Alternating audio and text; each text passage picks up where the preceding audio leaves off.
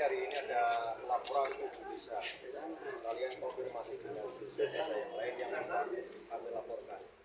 Tapi alhamdulillah untuk desa yang lain ya kayak Muter, Pada Suci, Mulai, Lampung, kali ini sudah diserahkan ke Inspektorat atau Afif.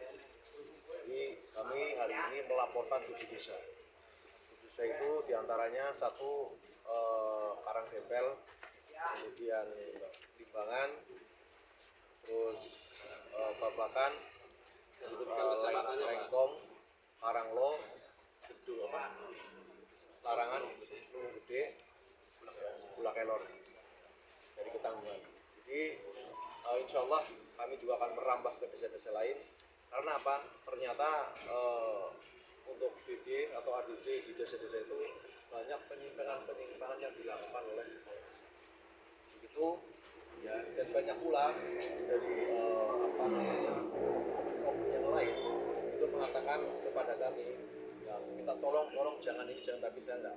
Jadi tetap kami sebagai PKRI penggiat anti korupsi akan terus bergerak untuk menyelamatkan uang negara yang diduga dikorupsi oleh kepala desa. Dari desa tersebut totalnya ada berapa kerugian yang itu masing-masing. Jadi ada masing-masing minimal itu 1,5 miliar. Jadi ada yang 2 miliar, ada yang 3 miliar.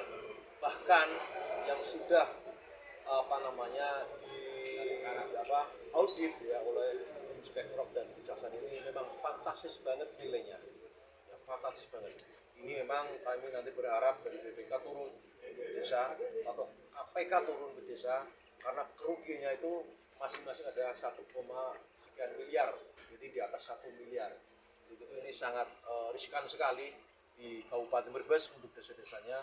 Jadi kami tetap akan mengawasi ya sampai semuanya bisa terkondisikan, dalam arti bisa dilaporkan secara masif ya untuk kepala desa di Kabupaten Brebes. Kerugian itu dihitung sejak umur tahun berapa, Pak? Kerugian itu kami hitung dari tahun 2019 sampai tahun 2024.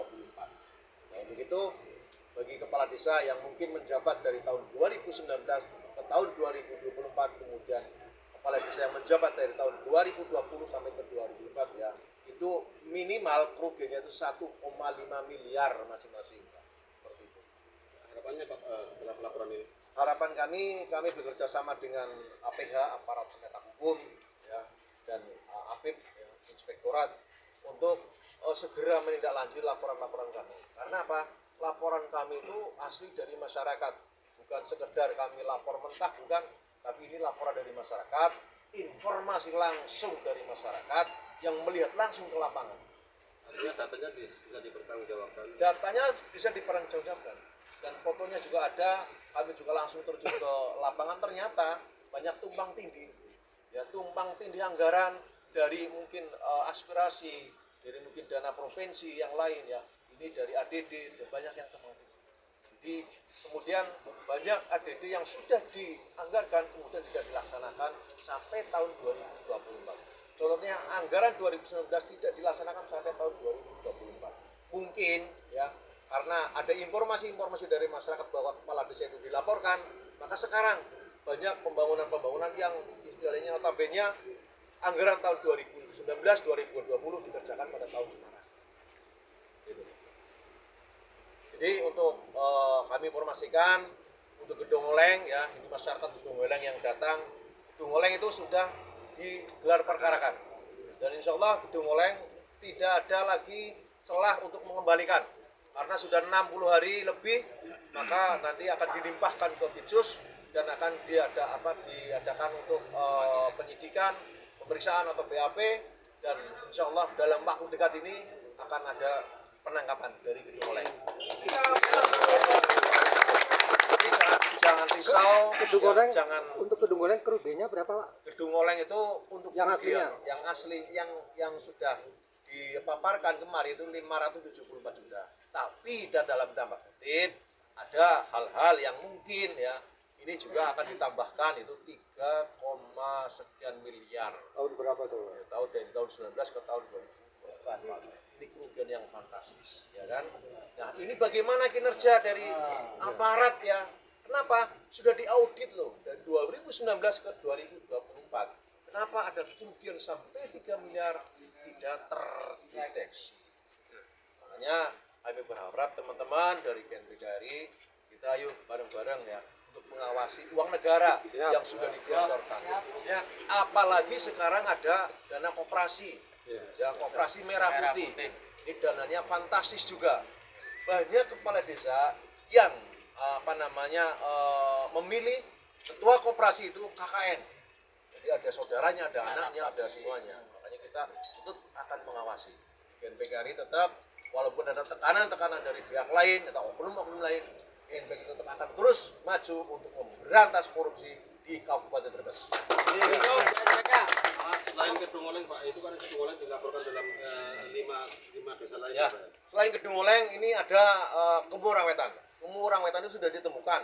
Kami di situ ada temuan ya, sekitar 1, berapa miliar lebih, tapi ternyata setelah di LHP oleh inspektorat kerugiannya hanya 250 juta rupiah.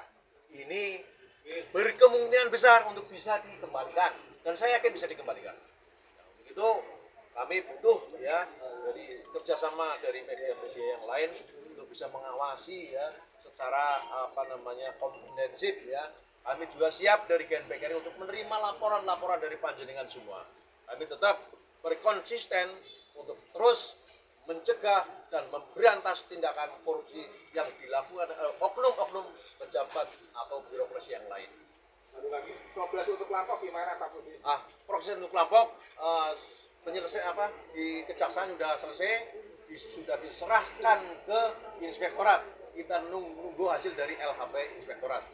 Jadi nanti kami juga akan audiensi ke inspektorat untuk menanyakan hasil dari LHP Lampok dan 5 desa yang sudah saya laporkan.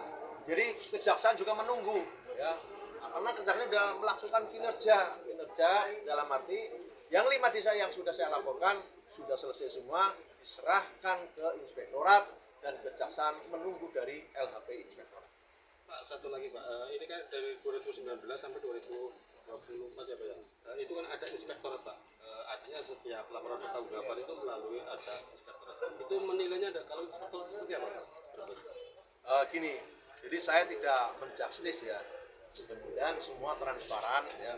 Tidak ada dusta di antara kita, antara KNPKRI yang sebagai penggerak atau penggiat anti korupsi. Inspektorat saya menghimbau kepada inspektorat kita berlaku atau bertindak secara transparan. Transparan, jangan ada yang ditutupi.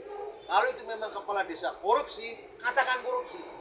Kalau memang kerugiannya sampai 1 miliar, ya katakan 1 miliar. Jangan sampai ada tendensi yang lain lah. Itu harapan seperti itu. Ya mudah-mudahan ya inspektorat bekerja itu sesuai dengan regulasinya, sesuai dengan tupoksinya, dan kami berharap kerjasama dengan inspektorat dengan APH yang lain, kami harap untuk mensinkronisasi tentang penemuan-penemuan yang ada di lapangan. Jadi kita jujur saja dengan himbauan dari gubernur ya untuk berkoordinasi antara kejaksaan, Polres dan Afib dan inspektorat ya.